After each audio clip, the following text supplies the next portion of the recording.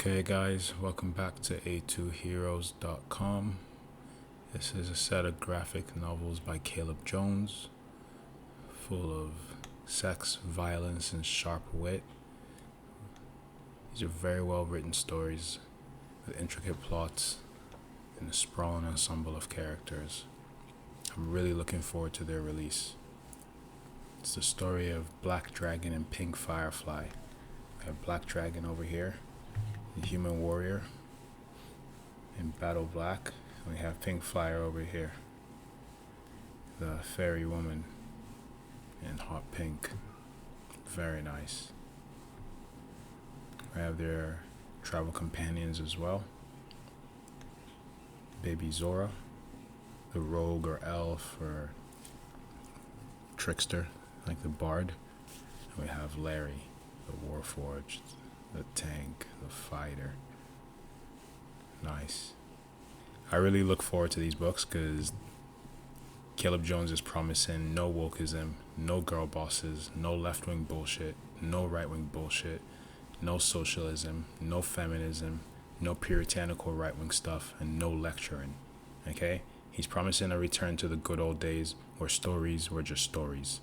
Not political vehicles, not political points, not modern day battlefields, but just stories. So you can actually step into this world and get a bit of escapism, a bit of fantastical nourishment, a bit of perspective, as opposed to stepping into it and getting railroaded by modern day politics and talking points and wokeism and girl bosses and left-wing BS and right-wing BS. I like that he says that. I really like that he says that because that promises the reader that they're getting into something that respects their time and respects their morals. They're not getting preached to. They're not getting evangelized to. They're not getting told off for how bad of a person they are. No, they're just getting a story that entertains and amuses them and teaches them something new. So this is more of what I want to see in the future, and I'm really excited to have this come out in the next couple weeks. So let's explore the characters. So let's go through the chapters first. So each graphic novel is going to include approximately 5 chapters. A chapter is approximately or roughly equivalent to the size of a floppy comic and about 20 to 25 pages per chapter, meaning each graphic novel will be around 100 pages. So each graphic novel will include approximately 5 chapters. That's the first point. Each and every single graphic novel that they produce, it looks like they've already produced 5 or 6, 7, 8, 9 here. They've already produced 9 graphic novels. Each of those will have approximately 5 chapters. And one chapter is about the size of a floppy comic, the ones you see in the comic book store, which are about 20 to 25 chapters. So if they have 5 chapters, at 20 to 25 chapters each, that means each graphic novel will be about 100 pages. Nice. This is good. 100 pages of high quality art. Chapters 1 to 34 have been written. That means the first 34 chapters have already been written. Already have like the first six volumes. Chapters 35 to 53 have been outlined. Chapters 35 to 53 have been outlined. So that means that the next 18 chapters haven't been written, but they've been drafted and they've been designed.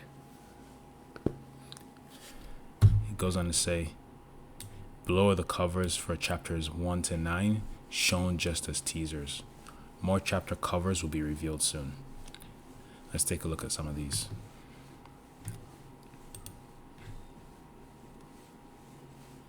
You can see here they have chapters 1, 2, and 3, Black Dragon and Pink Firefly.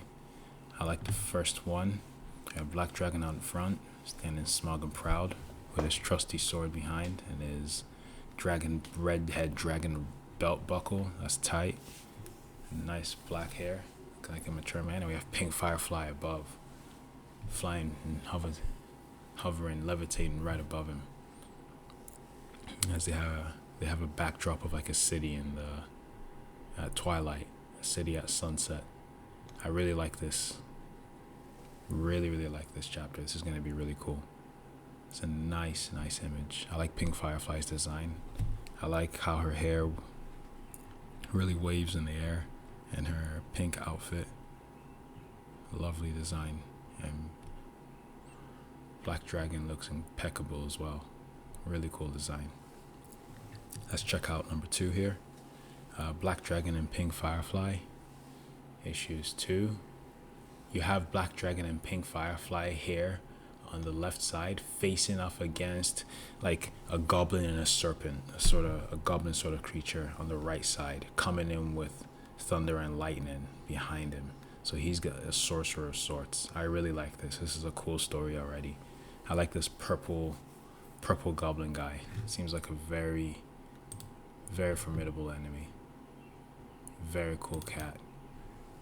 If we pull him up on the big screen and we zoom in, you can see that the goblin is over here with a dagger in his right hand and grasping the serpent mount with his left, while he has a purple cloak behind him and nice sharp elven ears with lethal intent in his eyes and purple thunder at his back.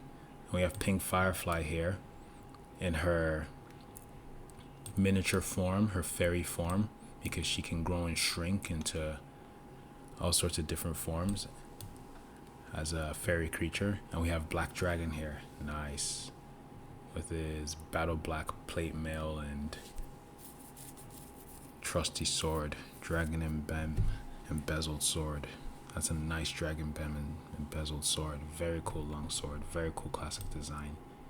Right there is good art. I like that. Again, Pink Firefly is over him again in this image. Very cool work by the artists. Very nice. So that's image number 2. Very cool. And then image number 3, issue number 3, we have Black Dragon and Pink Firefly, the 3rd issue. This is the cover art for the 3rd issue. We have Pink Firefly on the left side and Black Dragon on the right side, both standing at a pose for a professional picture. And we have what looks like Larry the Warforged in the background. I know he's not actually a Warforged, but I just call him that.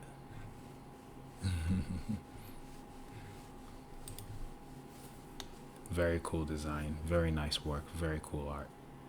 I like the view they took of things here.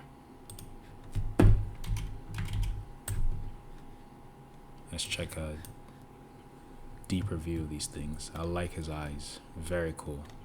Very cool. Nice zoom in on the eyes. Full of life. Big hands. Huge hands. And I like the wisp of blue in her hair here. That's nice. Good little touch. Nice blouse. Nice outfit. Nice battle armor. Nice armor set. And smug, confident, calm demeanor. Good look. That's what a man should be like. I love Black Dragon. Okay. And then the next cover art for issue 4 has Black Dragon facing off what looks like a mythological manticore or something like that. Some hybrid beast of lion, bat, dog, werewolf, like it's everything. With red eyes, dead red eyes, in what looks like a forest right behind them. So look at this, a closer image of this. We have Black Dragon just by his lonesome going down the forest path, and all of a sudden comes along this huge manticore, this massive beast, blocking his path and challenging him, dripping from the jaw with hunger and lethal intent in its eyes. Wow, this thing is not to be played with. So I'm going to be excited to see that story. And then the next image we have here, we have Black Dragon and Pink Firefly, issue number 5, facing off what looks like a dinosaur. Facing off against what looks like a classic dinosaur. With Pink Firefly hovering once again above by Black Dragon. But she also has her own tiny dinosaur chasing her.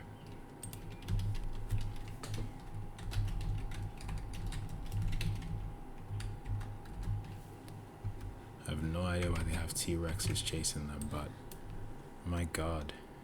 It looks like they're in like a mage's quarters or like a scholarly academy of sorts. And the professors and students have turned into giant T-Rexes and dinosaurs and are chasing them. Pink Firefly is literally getting chased over here too by this baby T-Rex, while Black Dragon is up front bravely fighting off this big mother T-Rex. Nice, with his iconic red dragon design embezzled on his belt buckle and his sword handle. Very nice design, just a nice touch of red in a sleek battle-ready field of black. This guy's badass. So that's issue number 5. That's the image art. And then issue number 6, we have what looks like Pink Firefly stuck behind bars of a hungry arachnid, of a hungry spider. Jesus Christ. We have Pink Firefly is frozen solid or covered in spit or just like completely submerged in this hungry beast's maw. So this is issue number 6. Pink Firefly is going to be in trouble here, and she's trapped. She can't escape, even though she has a small size. Even though she can turn tiny, you'd think she'd be able to slip through the bars, but maybe there's some magic around the bars that are preventing her from just tucking tail and running. So this spider too is also kind of coming at her. So in a cool way too, maybe the spider's stuck on the other side of the bars while she's stuck on this side. Technically she could cross both, but she would never do that because then the spider could get her. But the spider can't cross to get to where she is because the bars are in the way. So even though she's imprisoned by the bars, she's also simultaneously protected by the bars from the spider. That's a cool headcanon I have going on. I don't know if that's true or not. I just made that up on the spot, but I really like the way it flows. So that's cool. I love Pink Firefly. I want to see more of her. And issue number 7 of Pink Firefly and Black Dragon, we have one of the other characters here, one of the princesses of Jezlam, I believe, up against what's like a 3-headed hydra. Like, wow, very cool. I like that. So she's a sorceress of great power. You can see the sparkle of lightning in her hand. You can see the crackle of power. She's wielding a lightning bolt naked with her hands. She's not even hiding it. So she's a powerful sorceress. She has a crown up top of her head and a lethal, noble, aristocratic outfit. Brilliant gown. So she's just reeking of substance and power and sex and symbolism. She's a sorceress. And you have the serpent in the background. I thought the serpent was attacking the city at first because it's a monster, but maybe it's actually working with her. It's controlled by her, and they're attacking the city together. That's another theory. Look at this. The serpent isn't attacking her. On issue number 7, we have the Princess of Jezlam standing in front of a serpent while wielding electrical power, and the serpent is spitting fire behind her like a hydra. It's not attacking her. It's attacking the other things around her, and she's not scared. She's not fighting it. So she's on the same side as it. She's controlling it. She's a sorceress. She has like mind control powers and other abilities and elemental manipulation and political alliances and vast wealth. She's a sorceress and a princess. Overpowered combo. And one thing I noticed about this too as well is that the hydra behind her, the mythical serpent behind her, has 3 different heads and each have 3 different eyes. So maybe that suggests that each of them have 3 different emotions or personalities or psyches. We have the blue on the right, the yellow in the middle, and the red on the left. Sort of.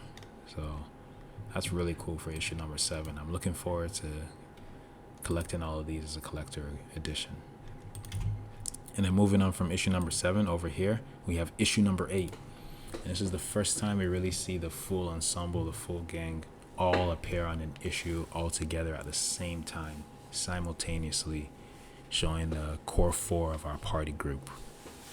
Very nice. We have, once again, Pink Firefly soaring above, the glue and healer of the team, followed by Larry behind, the Warforged in the tank with his heavy mace arm, and then baby Zora beneath with her pet dog who can like activate fighter mode and go berserk.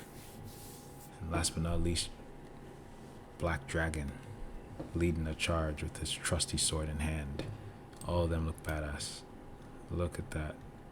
Very nice. Issue number 8 of Black Dragon and Pink Firefly has the main cast literally just completely